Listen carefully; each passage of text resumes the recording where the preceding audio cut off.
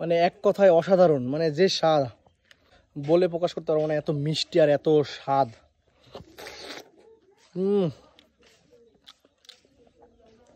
এইভাবে গাছে উঠে যখন যেটা মন চায় এরকম গাছে উঠে আম খাওয়াটা আসলে একটা অনেক মজার একটা ব্যাপার। এটা পাকা দেখি, এখানে হবে নি দে। আল্লাহ, এই যে তো এই যে এই গাছের আমগুলো দেখবো এখন পাকছে, এটা খেসাপাতি আম। আর এই যে এর গাছে উঠে দিতেছি, দেখি আবার গাছে পড়িস না আবার। গাছে উঠছে কম করে 1 বছর পরে গেল। কতগুলো পাকা হবে এটা পাকা দেখি,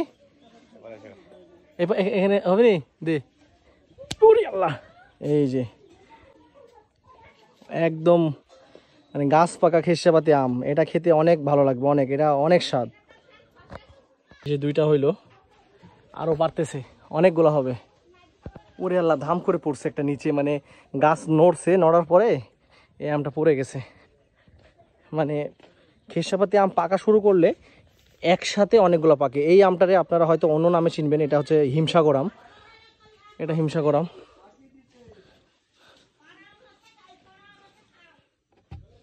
এই যে,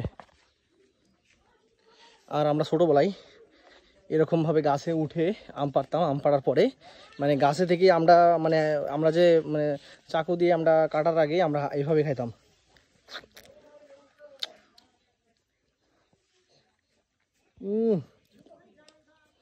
মানে এক কথায় অসাধারণ, মানে যে স্বাদ।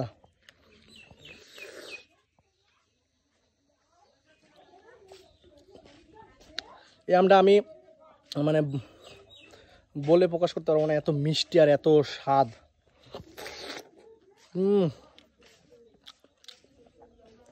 এইভাবে গাছে উঠে যখন যেটা মন চায় এরকম গাছে উঠে আম খাওয়াটা আসলে একটা অনেক মজার একটা ব্যাপার।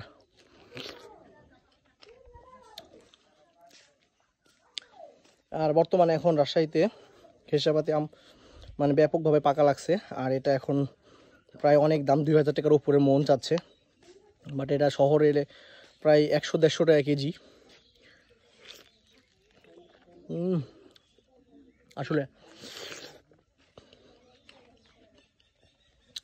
একসাথে আমার মনে হয় এই আমটা আমি 10-12টা খেয়ে নিব।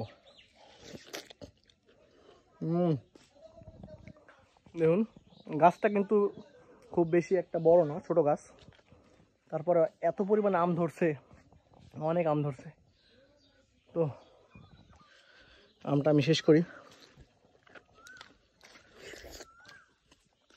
আর আমি আসছিলাম আজকে নানির বাসায়, নানির বাসার একদম সাথেই আম গাছটা।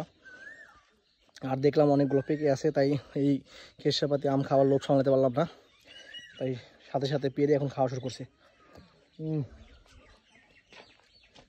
সেই স্বাদ।